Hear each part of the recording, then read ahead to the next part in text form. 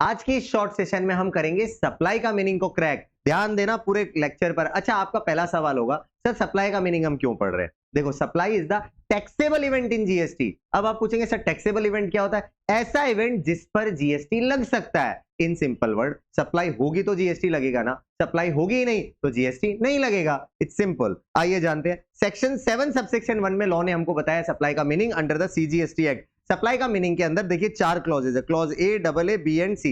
ये 4 clause clear, supply का पूरा मीनिंग क्लियर। आइए जानते हैं सबसे पहले पहला क्लॉज, एग्जांपल से समझेंगे। मान लीजिए आप मुझसे ले रहे हैं कोचिंग सर्विसेज, या मान लीजिए आप मुझसे बाय कर रहे हैं बुक्स। मैंने गुड्स और सर्विस दोनों के एग्जांपल ले लिए। आप मुझसे या तो बाय कर रहे हैं बुक या आप मुझसे ले रहे हैं कोचिंग सर्विस। उसके लिए बदले में मैं आपसे लूंगा पैसे, फ्री में नहीं करूंगा। और ये काम मैं कर रहा हूं अपने बिजनेस में, सप्लायर ये काम अपने बिजनेस में कर रहा है। लॉ कहता है ये सप्लाई के मीनिंग में फॉल करेगा। आइए इसको शॉर्ट में जानते हैं। सप्लाई ऑफ गुड्स और सर्विसेज हुआ हमारे बीच में, या तो कोचिंग सर्विस ले लो या गुड्स का एग्जांपल बुक्स ले लो, प्लस कंसीडरेशन, बदले में मैं पैसे ले रहा था। कोर्स और फर्दरेंस ऑफ बिजनेस, ये मैं काम अपने बिजनेस में कर रहा हूं। C/F का मतलब है कोर्स और फर्दरेंस ऑफ बिजनेस, ये काम मैं कर रहा हूं अपने बिजनेस में। लॉ कहता है ये सप्लाई के मीनिंग में आएगा। तो पहला क्लियर है। दूसरा मीनिंग लेते हैं। देखो, दूसरा मीनिंग को भी समझना है तो हम एग्जांपल ही लेंगे। मान लीजिए आप एक क्लब ज्वाइन करते हैं। अब आप पूछेंगे सर कैसा क्लब? जिम क्लब ले लीजिए, सोशल क्लब ले लीजिए, या स्पोर्ट्स क्लब ले लीजिए, या फिर मान लीजिए आप कोई एसोसिएशन ज्वाइन करते हैं, या फिर मान लीजिए आप कोई सैटरडे नाइट वाला रिफ्रेशमेंट क्लब ज्वाइन करते हैं खाने पीने के लिए।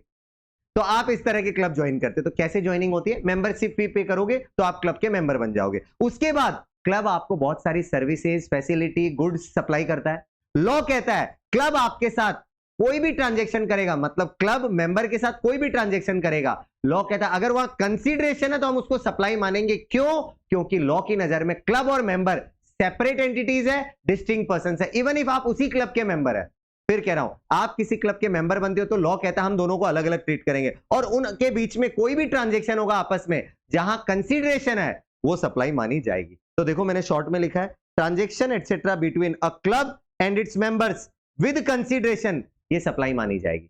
चलिए हो गया दूसरा clause finish. Third clause, importation of service. आपने मान लीजिए सर्विस इंपोर्ट की है। चलो ये भी एग्जांपल से समझते हैं, ध्यान से सुनना। मान लीजिए आप अपना मुंबई में एक पर्सनल घर, बंगला बनवा रहे हैं। बहुत बड़ी बात है ना मुंबई में बंगला, यस।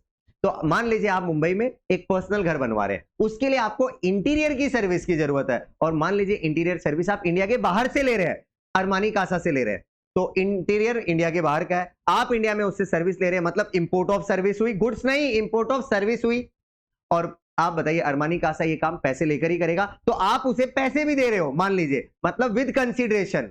लेकिन ये काम आपने पर्सनल घर बनवाने के लिए किया, लॉ कहता है तब भी सप्लाई है। देखो यहां पर ध्यान देना इस वर्ड पार्ट पे, प्लस माइनस कोर्स और फर्दरेंस ऑफ बिजनेस, मतलब ये काम चाहे बिजनेस में हो चाहे ना हो।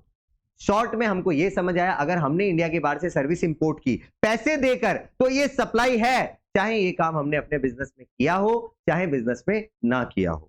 चलिए ये लॉ भी, ये पार्ट भी क्लियर है। नेक्स्ट पार्ट में आइए, स्केड्यूल 1 की एक्टिविटी। मैं आपको ऐसी 4 एक्टिविटी पढ़ाऊंगा जो कहेगी बिना कंसीडरेशन भी वो सप्लाई मानी जाएगी। मतलब 4 ऐसी एक्टिविटी है जहां पर अगर कंसीडरेशन मिसिंग है तब भी वो सप्लाई है। आइए जानते हैं कौन सी 4 एक्टिविटी।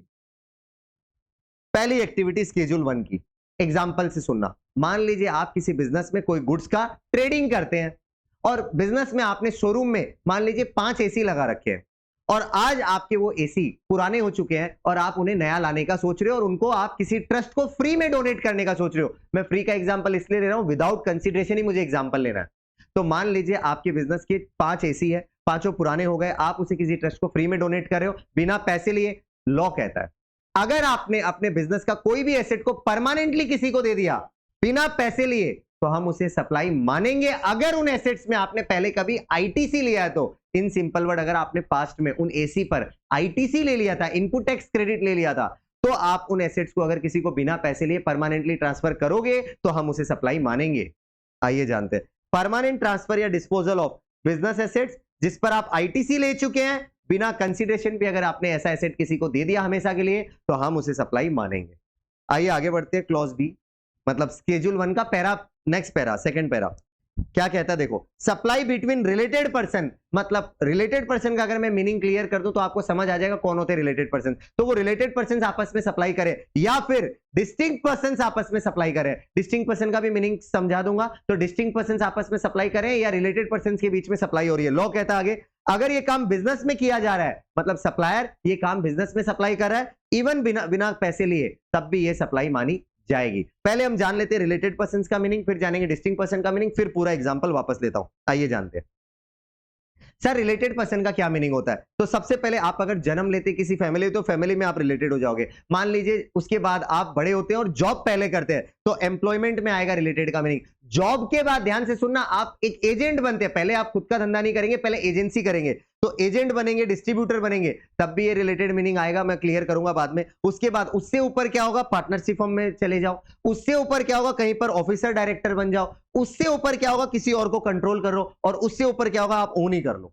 फिर से सुनो, फैमिली, एम्प्लॉयमेंट, एजेंट, पार्टनरशिप, यहां तक क्लियर है ना। 4 लिंग गया, ऑफिसर, डायरेक्टर, कंट्रोल और ओन, हो गया सारा। तो सर इन पे क्या बनेगा पूरा मीनिंग, आइए समझाता हूं।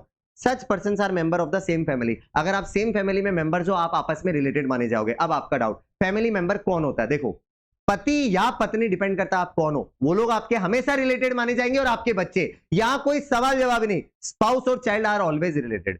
बट आगे ध्यान देना, बाकी लोग अगर होली और मेनली आप पे डिपेंडेंट है तभी रिलेटेड होंगे। और आप पूछेंगे सर बाकी कौन लोग, आपके पेरेंट्स या उनके पेरेंट्स, मतलब आपके पेरेंट्स या ग्रैंड पेरेंट्स या फिर आपके भाई और बहन। फिर से, आपके पेरेंट्स या ग्रैंड पेरेंट्स या आपके भाई और बहन अगर आप पर मेनली और होली डिपेंडेंट है तो वो आपके फैमिली मेंबर माने जाएंगे और वो रिलेटेड के मीनिंग में फॉल कर जाएंगे। लेकिन मेनली और होली डिपेंडेंट होना पड़ेगा, पार्टली नहीं।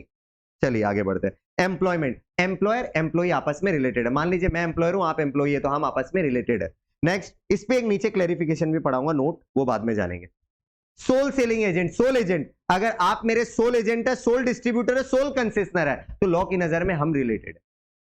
आगे बढ़ता हूं, पार्टनरशिप, मैं और आप अगर लीगली रिकॉग्नाइज पार्टनर है, मान लीजिए मैं और आप मिलकर कोई पार्टनरशिप हम चला रहे हैं, तो हम अगर लीगली रिकॉग्नाइज पार्टनर है तो लॉ की नजर में हम लोग रिलेटेड है। नेक्स्ट जानिए, अगर हम एक दूसरे के बिजनेस के ऑफिसर डायरेक्टर है, मैं आपके बिजनेस का ऑफिसर डायरेक्टर हूं, आप मेरे बिजनेस के ऑफिसर डायरेक्टर हो, लॉ की नजर में हम दोनों रिलेटेड है। आगे बढ़ता हूं, one of them controls directly indirectly the other, मैं आपको कंट्रोल कर रहा हूं तो हम दोनों रिलेटेड है, आप मुझे कंट्रोल करोगे तब भी हम दोनों रिलेटेड है। आगे बढ़ते हैं, third person controls directly indirectly both of them. अब ध्यान देना कंट्रोल का नेक्स्ट पॉइंट, मैं और आप एक दूसरे को कंट्रोल नहीं कर रहे, कोई थर्ड पर्सन हम दोनों को कंट्रोल कर रहा है। मतलब मुझे भी वही थर्ड पर्सन कंट्रोल कर रहा है जो आपको कंट्रोल कर रहा है, तब लॉ की नजर में मैं और आप रिलेटेड है। एक बात का आप ध्यान देना, मैं थर्ड पर्सन की बात ही नहीं कर रहा हूं रिलेटेड के मीनिंग में। राइट नाउ मैं बात कर रहा हूं थर्ड पर्सन अगर मुझे और आपको दोनों को कंट्रोल कर रहा है तो हम दोनों रिलेटेड है। सर समझ आ गया। और such person together control directly indirectly या थर्ड पर्सन, ये उल्टा ले लीजिए, मैं भी एक थर्ड पर्सन को कंट्रोल कर रहा हूं और उसी थर्ड पर्सन को आप भी कंट्रोल करें, मतलब हम दोनों मिलकर ज्वाइंटली किसी थर्ड पर्सन को कंट्रोल करेंगे तो लॉ की नजर में हम दोनों रिलेटेड है। आगे बढ़ता हूं, ओन्स, अब ओन का पॉइंट लास्ट कैटेगरी। ओन क्या कहता है, थर्ड पर्सन ओन या होल्ड कर रहा है directly indirectly greater than equal to 25% of voting shares of both, मतलब मेरा एंटिटी का ग्रेटर देन इक्वल टू 25% जो वोटिंग शेयर्स है वो थर्ड पर्सन के पास है, और सेम थर्ड पर्सन के पास आपकी एंटिटी का भी greater than equal to 25% voting shares है, तब लॉ की नजर में अगेन हम दोनों रिलेटेड है। मतलब अगर कोई थर्ड पर्सन मुझ में भी greater than equal to 25% own करेगा और आप में भी, तब लॉ कहता है मैं और आप रिलेटेड हो जाएंगे। बस, तो रिलेटेड का मीनिंग मैंने आपको पूरा क्लियर कर दिया, बस आपको खुद को अब मेहनत करके रिकॉल करना है। अब मैंने बोला था एम्प्लॉयमेंट को लेकर मैं क्लियर करूंगा एम्प्लॉयर एम्प्लॉय को लेकर। देखो क्या है, गिफ्ट का वैल्यू अगर एम्प्लॉयर एम्प्लॉय को एक साल में अप टू 50,000 तक का देता है, ध्यान से सुना, अगर मैं एम्प्लॉयर हूं आप एम्प्लॉय, मैंने अगर पूरे साल में आपको अप टू 50,000 तक का गिफ्ट दिया by an employer to an employee, तब ये सप्लाई नहीं मानी जाएगी। मतलब लॉ ने इसको सप्लाई मीनिंग से एग्जेम्प्ट कर दिया है, even if we both are related persons. But अगर 50,000 का पूरे साल में वैल्यू एक्सीड कर गया गिफ्ट का, तब लॉ बोलता है एंटायर वैल्यू को हम सप्लाई मानेंगे, और अगर वो टैक्सेबल है तो उस पर जीएसटी भी आएगा। ये लाइन आगे की आप सेल्फ पढ़ लेना। आगे बढ़ता हूं, नेक्स्ट पैराग्राफ और भी इंपॉर्टेंट है। एम्प्लॉयर अगर एम्प्लॉय को एम्प्लॉयमेंट टर्म्स के कॉन्ट्रैक्ट में, एम्प्लॉयर अगर एम्प्लॉय को एम्प्लॉयमेंट टर्म्स के कॉन्ट्रैक्ट में अगर परक्विजिट या फैसिलिटी देता है, मतलब मैं एम्प्लॉयर हूं, आप एम्प्लॉय और हम एज पर एम्प्लॉयमेंट टर्म्स मैं आपको किसी तरह की फैसिलिटी दे रहा हूं, परक्विजिट दे रहा हूं, लॉ कहता है ये सप्लाई नहीं मानी जाएगी, ना ही इस पे जीएसटी आएगा, क्योंकि ये एम्प्लॉयमेंट टर्म्स के कॉन्ट्रैक्ट में लिखा हुआ था। इस वजह से एम्प्लॉयर अगर एम्प्लॉय को दे रहा है कोई भी परक्विजिट फैसिलिटी, तो वो परक्विजिट फैसिलिटी एम्प्लॉयर का एम्प्लॉय को देना एक सप्लाई नहीं मानी जाती है और ना ही उस पर जीएसटी आएगा। सर समझ आ गया, आगे बढ़ते हैं। नेक्स्ट मीनिंग में ध्यान देना, हम जानेंगे डिस्टिंक्ट पर्संस का क्या मीनिंग है, क्योंकि मैंने बोला था सप्लाई बिटवीन रिलेटेड पर्संस भी सप्लाई मानी जाएगी अगर ये बिजनेस में हो रहा है बिना कंसीडरेशन, और सप्लाई बिटवीन रिलेटेड पर्संस भी अगर बिजनेस में हो रही है सप्लाई बिना कंसीडरेशन तो सप्लाई मानी जाएगी। हम वही तो पॉइंट पढ़ रहे हैं, तो उसमें डिस्टिंक्ट पर्सन का क्या मीनिंग है। देखो, each of the registration of a person, मान लीजिए मेरे अकेले के 3-4 प्रीमाइसेस का अलग अलग रजिस्ट्रेशन लिया हुआ है, लॉ कहता है मेरा जितना भी रजिस्ट्रेशन है सबको डिस्टिंक्ट पर्संस माना जाएगा। मतलब मैं एक आदमी हूं, मेरा एक ही पेन के अगेंस्ट 4 अलग अलग रजिस्ट्रेशन लिए हुए हैं, तो चारों रजिस्ट्रेशन अलग अलग लोगों के माने जाएंगे, इवन इफ चारों मेरे हैं। सर समझ आ गया, मतलब चारों रजिस्ट्रेशन अगर आपस में ट्रांजेक्शन करेंगे, ध्यान से सुनना, बिजनेस के दौरान, तो माना जाएगा, ये सप्लाई का मीनिंग में आएगा, इवन इफ मेरे चारों रजिस्ट्रेशन ने जो आपस में सप्लाई ली वहां कंसीडरेशन मिसिंग है। और दूसरा मीनिंग जानते हैं, an establishment of a person, मान लो मेरा एक एस्टेब्लिशमेंट है मुंबई में, इज रजिस्टर्ड, और वो रजिस्टर्ड भी है in a state or UT, such person has an establishment in another state or UT not necessarily registered। मान लीजिए मेरा ही एक और प्रीमाइस है, मान लीजिए दिल्ली में, जरूरी नहीं है वो प्रीमाइस रजिस्टर्ड हो, तब लॉ कहता है इवन इफ वो रजिस्टर्ड नहीं है, such establishment shall be treated as establishment of a distinct person, तब लॉ कहता है वो सारे एस्टेब्लिशमेंट को हम अलग अलग लोगों के मानेंगे। फिर एक बार कह रहा हूं, मान लीजिए मेरा एक मुंबई में प्रीमाइस है, वो रजिस्टर्ड है, और मान लीजिए मेरा ही एक प्रीमाइस है दिल्ली में, बट वो रजिस्टर्ड नहीं है, उसको रजिस्ट्रेशन लेने की जरूरत नहीं थी, एज पर रजिस्ट्रेशन चैप्टर वो एग्जेम्प्टेड था, तब भी लॉ कहता है हम मानेंगे ये दोनों एस्टेब्लिशमेंट अलग अलग लोगों के, मतलब आपस में कोई भी सप्लाई करोगे बिना कंसीडरेशन बिजनेस के दौरान तो वो सप्लाई मानी जाएगी। अब आ गया ये पॉइंट पूरा clear, supply between related persons और distinct persons in the course और furtherance of business even without consideration भी ये सप्लाई है। आगे बढ़ते हैं, नेक्स्ट शेड्यूल 1 की थर्ड एक्टिविटी, प्रिंसिपल और एजेंट की सप्लाई का डिस्कशन करूंगा, एकदम आराम से समझते हैं। मान लीजिए मैं प्रिंसिपल हूं, आप मेरे एजेंट है, और आप मेरे थ्रू, मतलब मेरे से सप्लाई लेकर रिसिपेंट तक सप्लाई दिलवाते हैं। आप ये काम करें, मतलब रिसिपेंट से आप ऑर्डर लाते हैं, प्रिंसिपल को ऑर्डर देते हैं, प्रिंसिपल रिसिपेंट को माल भेज देता है। अब ध्यान से सुना, आप मेरे ऐसे एजेंट है जो मेरे गुड्स को रिसिपेंट तक सेल करवाएंगे। आप इस कैटेगरी के एजेंट है जो बोलते हो प्रिंसिपल को मुझे आप मेरे नाम से बिल दीजिए और मैं रिसिपेंट को अपने नाम से बिल दूंगा। समझ आ रहा है ना, मैं अपने इनवॉइस में क्लियरली मेंशन करूंगा मैं इस एजेंट के थ्रू ही माल बेच रहा हूं, तो ये एजेंट को माल बेचा है मैंने और एजेंट रिसिपेंट को माल देगा। ऐसे अगर आप एजेंट हो तब लॉ कहता है अगर यहां पर कंसीडरेशन मिसिंग भी है तो ये सप्लाई है। फिर कह रहा हूं सिंपल है, मैंने तो एग्जांपल लिया ना, मैं प्रिंसिपल हूं, आप एजेंट और एक रिसिपेंट है, रिसिपेंट ने आपको ऑर्डर दिया, आप मुझे बताओगे, मैं माल रिसिपेंट को भेजूंगा, पैसे मुझे रिसिपेंट देगा, बट आप कैसे एजेंट हो जो अपने नाम पर इनवॉइस लोगे और अपने नाम से रिसिपेंट को इनवॉइस दोगे। आया पूरा कैटेगरी समझ में? आइए एक बार लैंग्वेज से समझते हैं। सप्लाई ऑफ गुड्स, पहली बात तो ये कैटेगरी सिर्फ गुड्स के लिए है, आप सिर्फ गुड्स सप्लाई करने के एजेंट हो, by a principal to his agent और वाइस वर्सा, या तो आप प्रिंसिपल से लेकर बिक्री करते हैं या किसी से लेकर प्रिंसिपल को सेल करते हैं। ठीक है sir, where the agent undertakes to supply or receive such goods on behalf of the principal, agent principal के बिहाफ में काम कर रहा है, and raise accept invoice in his name, ऐसा एजेंट है जो अपने नाम पर इनवॉइस लेता है और अपने नाम से इनवॉइस देता भी है, minus consideration, even if agent principal को पैसे ना तो दे रहा है ना एजेंट प्रिंसिपल से पैसे ले रहा है, तब भी लॉ कहता है ये सप्लाई मानी जाएगी, क्योंकि नॉर्मली इन केसेस में रिसिपेंट डायरेक्टली प्रिंसिपल को पैसा दे देता है, प्रैक्टिकल लाइफ। इसी वजह से लॉ कह रहा है क्योंकि एजेंट अपने नाम से इनवॉइस ले रहा है, तो आप ही बताइए एजेंट को क्रेडिट चाहिए कि नहीं, तो ऑब्वियसली ये सप्लाई मानी जाएगी, और अगर सप्लाई मानी जाएगी तो प्रिंसिपल एजेंट के नाम पे इनवॉइस देगा, एजेंट उसका आईटीसी लेगा और एजेंट वो आईटीसी रिसिपेंट को पास ऑन कर देगा, तो इसलिए ये पॉइंट बना है। अब लास्ट कैटेगरी समझते हैं स्केड्यूल 1 की, बिना कंसीडरेशन सप्लाई वाला मीनिंग इंपोर्टेशन ऑफ सर्विस को लेकर है। देखो क्या इंपोर्टेशन ऑफ, एस जी काटा हुआ है देख लो, by a person from a related person, मतलब मैं इंडिया के बाहर से सर्विस जो मंगवा रहा हूं वो अपने रिलेटेड आदमी से मंगा रहा हूं, और from his establishment located outside India, या फिर मेरे ही इंडिया के बाहर के एस्टेब्लिशमेंट से सर्विस इंपोर्ट कर रहा हूं इन द कोर्स और फर्दरेंस ऑफ बिजनेस, ये काम मैं अपने बिजनेस में अगर कर रहा हूं तो बिना कंसीडरेशन भी ये सप्लाई मानी जाएगा। आइए एग्जांपल लेते हैं, मान लीजिए मेरा एक एस्टेब्लिशमेंट मुंबई में रजिस्टर्ड है और मेरा ही एक एस्टेब्लिशमेंट है दुबई में, या मेरा ही रिलेटेड पर्सन रहते हैं दुबई में, और उनसे मैंने अपने बिजनेस में सर्विस मंगवाई, लॉ कहता है अगर मैंने बिना पैसे दिए भी सर्विस मंगवा ली बिजनेस में, बिजनेस टेस्ट मत भूलना, तो ये सप्लाई मानी जाएगी।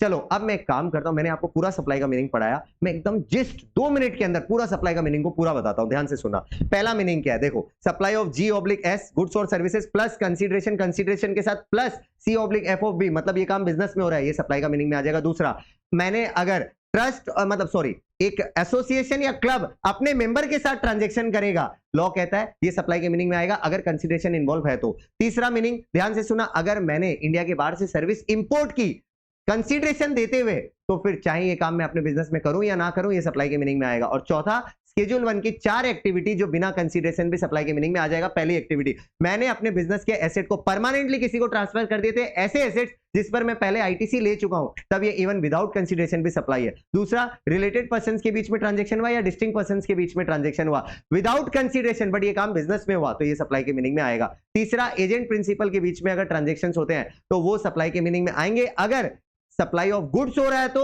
दूसरी बात, एजेंट ऐसा जो अपने नाम से इनवॉइस लेकर आगे अपने नाम से इनवॉइस देता है। लास्ट क्लॉज, सप्लाई का मीनिंग का लास्ट पैरा, स्केड्यूल 1 की चौथी एक्टिविटी, अगर कोई आदमी अपने रिलेटेड पर्सन से या अपने ही किसी एस्टेब्लिशमेंट से इंडिया के बाहर से इंडिया में सर्विस इंपोर्ट कर रहा है अपने बिजनेस में, तब ये विदाउट कंसीडरेशन भी सप्लाई है। ये हो गया पूरा सप्लाई का मीनिंग।